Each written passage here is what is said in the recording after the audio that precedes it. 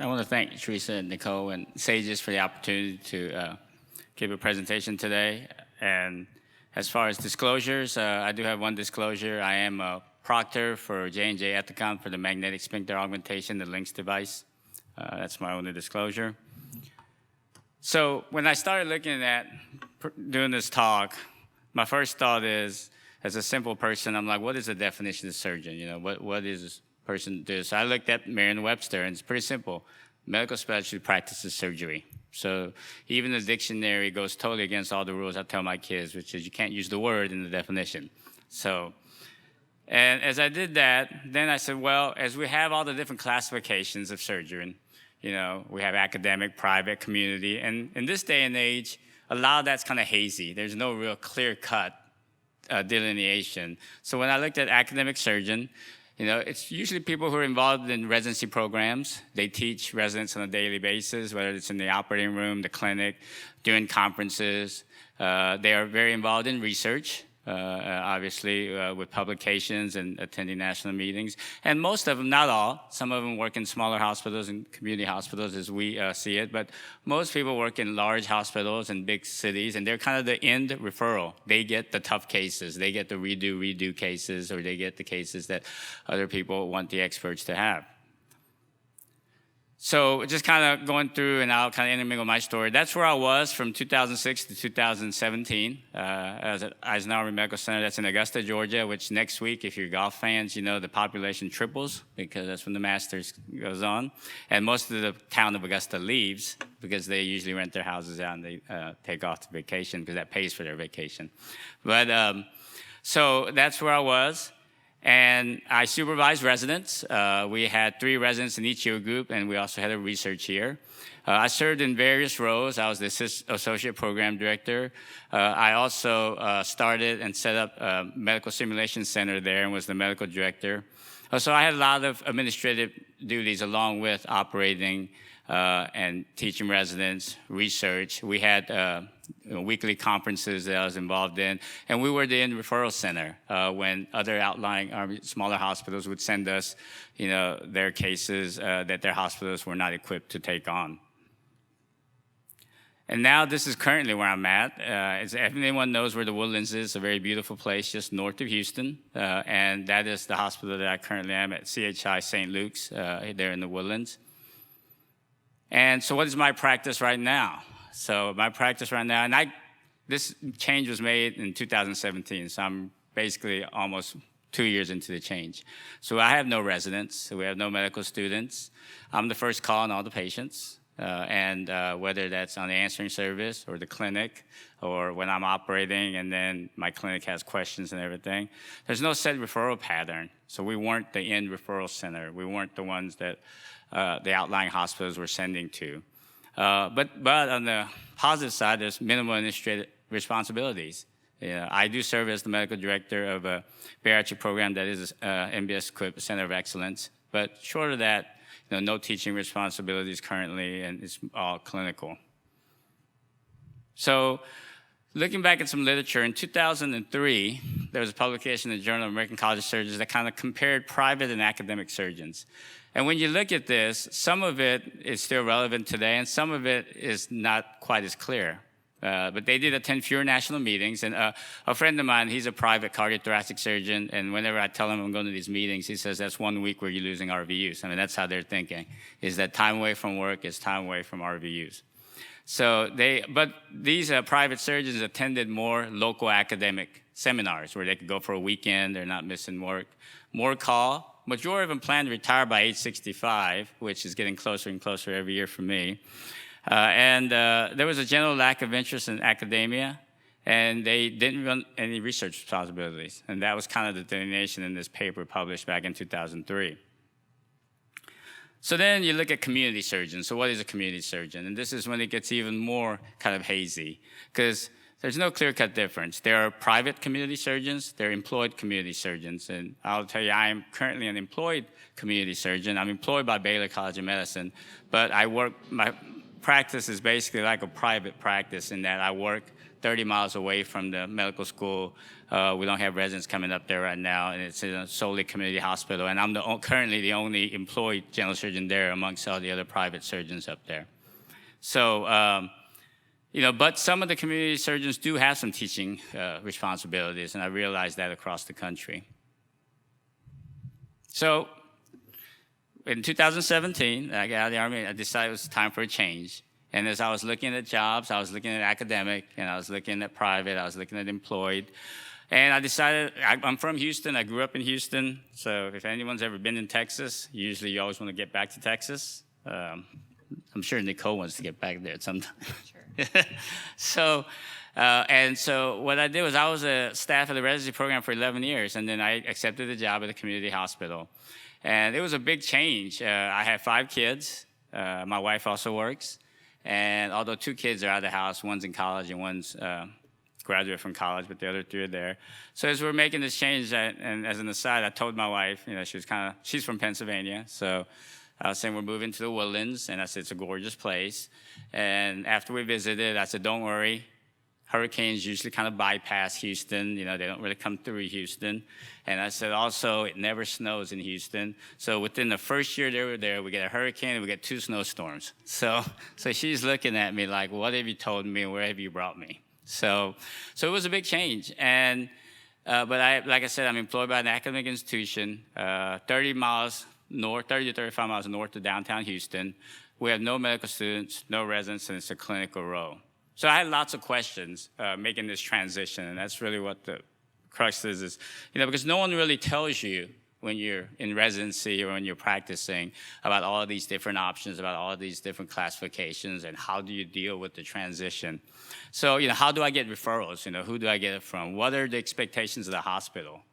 You got to look at their capabilities, because I'm coming from a place that had all the different multidisciplinary. I had a manometry, GI could do manometry and pH probe right upstairs. This hospital did not have a manometry and pH probe at the time I was talking to them. I wanted to bring a new procedure, okay? I do reflux surgeries, and one of the things is I do a procedure that's pretty new, and so I wanted to bring that to the hospital, and no one in the Woodlands area was doing it at the time. Who would assist me in the OR? For the last 11 years, I had residents. I didn't have to worry about who was in there. I had a chief resident, I had a junior resident. If I needed someone to do an EGD for me, I could call in a chief resident or junior resident to do the EGD while I was operating. Well, that wasn't the case there. So you had to kind of look in that. And who would cover my patients? And that's one of the big things. As I mentioned earlier, I am currently the only employed surgeon. And when I talk to the hospital about coverage, they will tell you, well, we'll get it taken care of. But it's not always that easy when you come to a place that's surrounded by private surgeons. So those are the lots of questions that you have to go over. So what you have to do is you have to be really proactive, have really early discussions with the hospital. When I talked to them, I was very upfront about my vision, about what I wanted in my practice. And I told them, even though I was coming to a community hospital without residents, I didn't want to be in a place where I was just sending patients downtown because we couldn't take care of them up there. So I wanted to do all the big cases. I still wanted to do the adrenals. I still wanted to do the revision of gastric bypass and all that. And they were very on board with that. And then the other thing is my vision was I was really interested in reflux surgery. And so they came up with an idea and they said, well, let's build a reflux institute. Let's build a Heartburn and Acid Reflux Institute.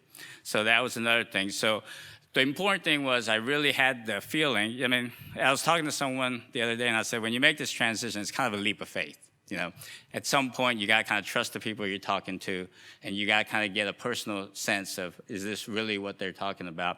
And I did. And it didn't hurt that one of the pulmonologists there who was interested in building a Heartburn Reflux Institute was one of my best friends in high school that we graduated together. And we hadn't really kept in touch too much, but he was very instrumental in getting me down there. So then find out about what their goals are, because believe it or not, the hospital goals are not always the same as your goals. Okay, so what is your professional goals and what's the hospital goals? And you really have to be proactive in talking to them. And then finally, the capabilities of the hospital. I told you that, I was used to just ordering a pH probe manometry and I could send them to my GI colleagues upstairs in the same hospital and they would get it done. Here, when I first got there, I found out, no, you have to send them 20 minutes away to get that done and then try to get it back. But the important thing was that because of really talking to them up front. The administration was on board, and they were really willing to build that practice. So they bought a manometry and pH probe for the hospital within 3 months of me getting there, and then it kind of hooked me up with the GI doctor who's also employed, and we now have a partnership in this Reflux Institute, and we're co-directors of. So the clinic manager is another really key. You don't really realize it when you're in an academic setting because everything's kind of, all that you got to support, but that's always not the case when you go to a community hospital. So, I moved down to Texas in June. My start date wasn't until mid-August, but I was meeting with the clinic manager almost on a bi-weekly basis initially. Once every 2 weeks initially, and then as we got closer, every week on what things I needed in the clinic. How many rooms did I need? Simple things that you would think in an academic setting you don't really have to worry about. How many rooms do I have for clinic? Who's going to be my answering service? Who's going to be my first assist? The hospital never had an employed surgeon. So we had to work out, and I had to meet. There was a local company that had first assist, so I got with them, and I got one person, and luckily now he's kind of like my regular first assist. So which is great if you can get the same person to first assist you all the time, because then they learn your kind of idiosyncrasies in a way, and then it makes the operation a lot easier. So luckily I've had that. And then just getting the logistical support, of who do I answer to. So when I went in, like I said, I was employed by Baylor St. Luke's Medical Group, and so when I walked in as a military guy, I said, what's my chain of command? And she threw me this organizational chart that it took forever to read. And I laughed because I just checked my email, and they just sent out a new organizational chart. It looks just as confusing. So those are important. And getting to know your community when you get out there. Because when you're in an academic setting, it may not be as important. But when you're in a community setting, you really need to get out, and you really need to get to know the people. You need to know the surrounding. There's been surgeons there, and there's been doctors there that's been there forever. And now I've made inroads where I have family medicine doctors that say, hey, this is the only person that I'm going to send to. Make sure you go see him. And those are the kind of relationships that you got to make. You got to be available. You got to hold seminars. We gave talks. It's always good because doctors always show up when there's food involved. So there was a nice steakhouse we went to. We gave a talk about anti-reflux surgery. But it wasn't just me talking. The GI doctor and myself went together as a team because that's what we wanted as an institute, to be a team. And that, I think, brings more people on board because it's not just the surgeon talking about it, but it's both the combination GI and surgery. So if you want to do a Heartburn Institute, that's key. Is you got to have a cooperative working relationship with your gastroenterologist. So within 1.5 years, we have now set up our Heartburn Acid Reflux Institute. It's been very robust. We have a database for both bariatrics and for reflux. We've increased our bariatric cases. I became the medical director of the program, and we are adding a partner. So I am getting a partner finally. He is in this room. So we will get a second person. And I will tell them that when I looked at the organizational chart, their name was on there. It was in a different color so far, but it's on there. So that's just my story, and this is the kind of administrative support I got. This is the new billboard that was just put up a few weeks ago. And if you know, recently it was the rodeo season down in Houston, which is like one of the biggest seasons. So playing off the rodeo theme is what this billboard does. And that's a little barbecue pit in the back with it kind of burning. And so that billboard was up, but there was a previous billboard that went up within about 2 months of me starting there and building up this Heartburn Institute. And that's my final point is, nothing will get you up and running faster than if you have administrative support. If you have the administrative support and they're willing to spend the money and they're willing to bring people in and get this going, and that's what this billboard really signifies. It's not the advertising, but just support.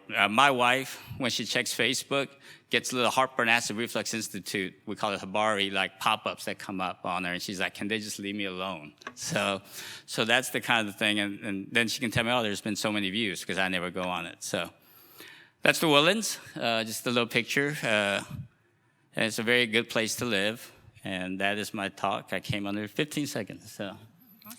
Any questions?